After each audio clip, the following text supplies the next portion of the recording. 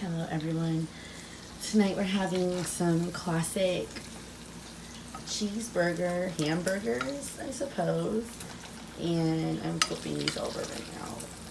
Kind of, I want to get them a little bit brown on the, like that one. And, I ran into Fiesta because I needed like ground beef, simple things I still had some stuff here at home. We made, meals over the weekend with some stuff my mom gave us. And but I just still ran in and I grabbed a tube of ground beef. And sorry, yes, I need to clean my stove top, so please pardon that matter. And so we have our hamburger buns here. I bought this small bag of Orita's tater tots, and I picked up a head of lettuce and a tomato, and we also have some sliced cheese. And we're having, I guess, 90's, a 90's meal, which is an everyday meal basically. Um, yes, a 90's meal, I call it. Like an everyday meal, that's what you have every day, like even today, it's a normal meal having, hamburgers, cheeseburgers, and I felt, kind of nostalgic. We haven't had cheeseburgers in a little bit. Like I haven't made it in a little bit because Kyle was starting to say like no to cheeseburgers. So we're having a 90's nostalgic dinner, and I have like tater tots in the oven, and I have the patties on the stove, and then I'm gonna put sliced cheese over the top, and we have a head of lettuce I can just break up and slice some tomato. I have a yellow onion I picked up. I just don't feel like slicing that right now, and I would be the only one that possibly would add that on my burger. It wouldn't be the kids. And I just throw together this what I call a nostalgic dinner, because that's something that we used to eat when we were growing up at home. And one thing that this reminds me of really a lot of is my Aunt Angel.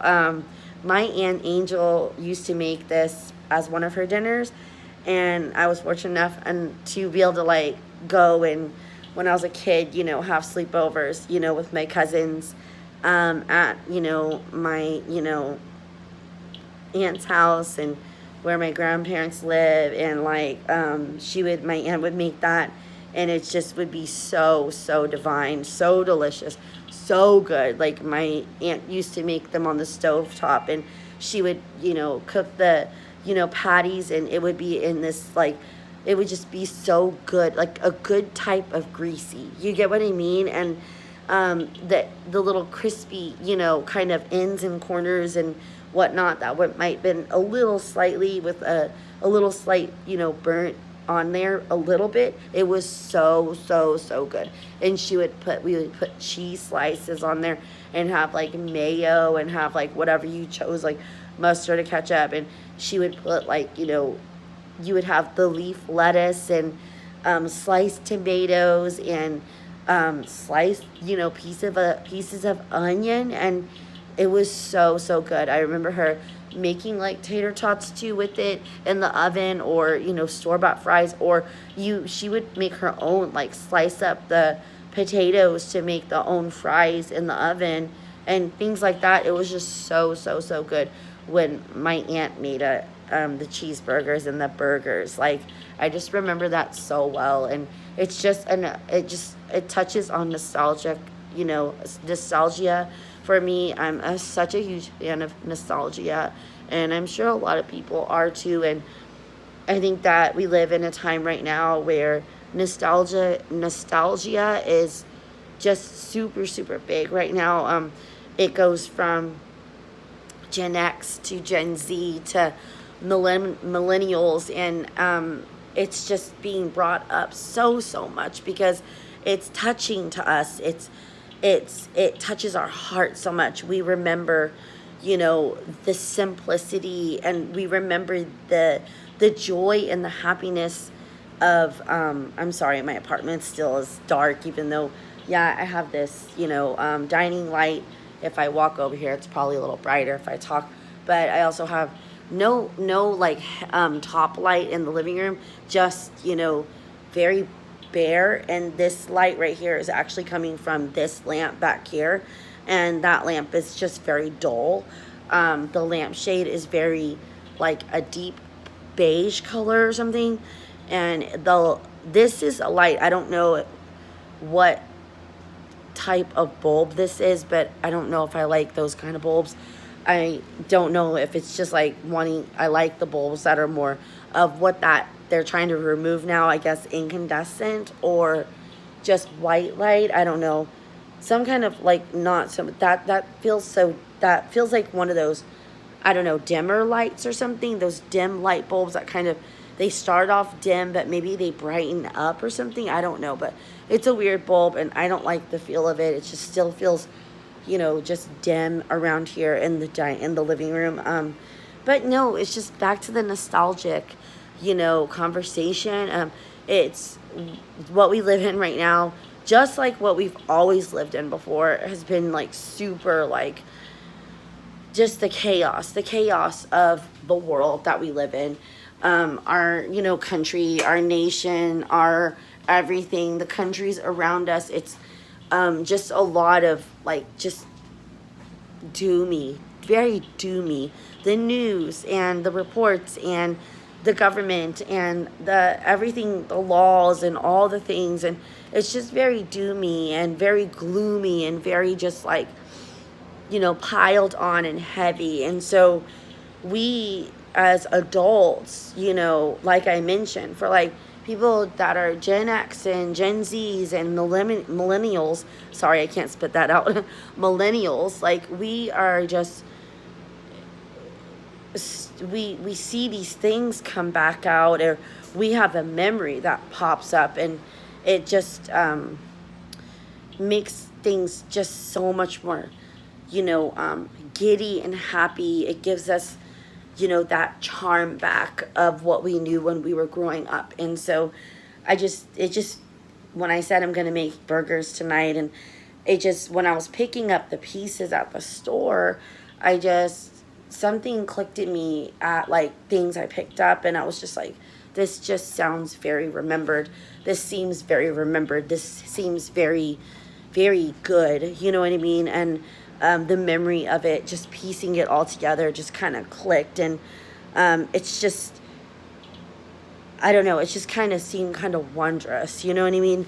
I picked up, and I'm trying to, kind of cheaply pick up things because I have to watch my funds right now. And, I picked up, when I went to Fiesta, just, necessities that we use on a daily, like on a morning, everyday morning, school day morning, what, we utilize, I tried to pick up quick, cheap, easy, kind of, I picked up a tube of like, it was a 3-pound of ground beef, so you can split it 3 ways, you know what I mean? And I'm kicking it off with making burgers tonight.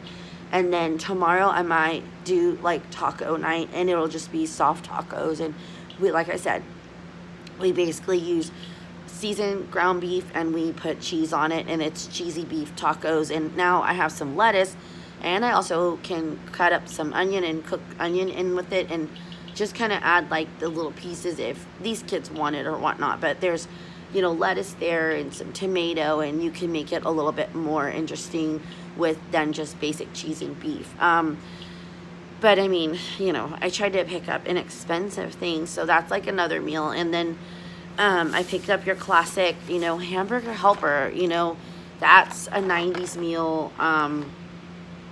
Quick and go, very simple. It's a cheesy ranch burger, so the third portion of ground beef can throw this together and have, and in between, if we, I know I have like probably like a few more cans of tuna or something. If I come up with something else like as alternating through like the ground beef, like we have rice here from my mom, we have beans, we have some other things from my mom, some canned goods. And so it's just coming up with some more simple, easy, quick and frugal and inexpensive ideas of what to make. And so, but anyways, I was just showing you like this kind of things, like what I picked up. Like I said, I picked up a carton of eggs here, and I picked up, you know, there's your classic mustard. I dropped it. Hopefully I didn't crack an egg.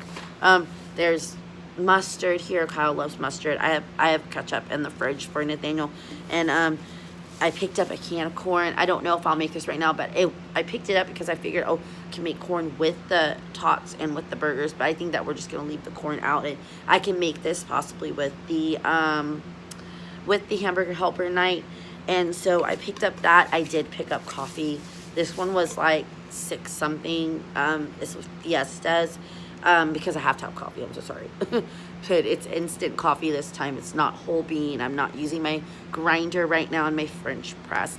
I just picked up the instant one right now because if you know that the whole, beans is a little bit more expensive right now. So we don't have that right now. And just if you get to just back on that classic, like my kids will drink water. Kyle drinks milk every night for dinner. And it's just, I was like, let me get these. The sodas were like 42 ounces. And so it's like $1 something. So I picked up a Dr. Pepper, and it's this size right here. It's not like, the liter, whatever, ones, the bigger ones. And then I picked up the Crush one, the Orange Crush. I can't get out the handles at the back.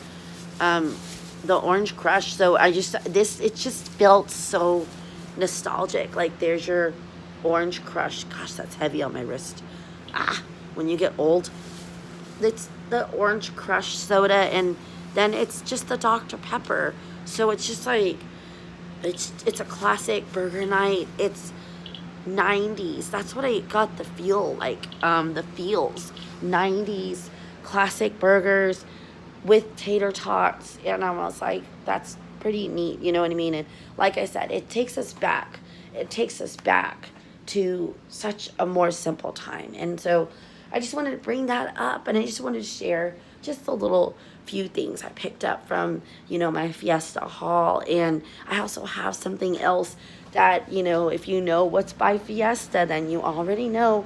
In my area, I have a black bag right here of just a few things. There's only two main things in here, and then there's 2 other main things in here.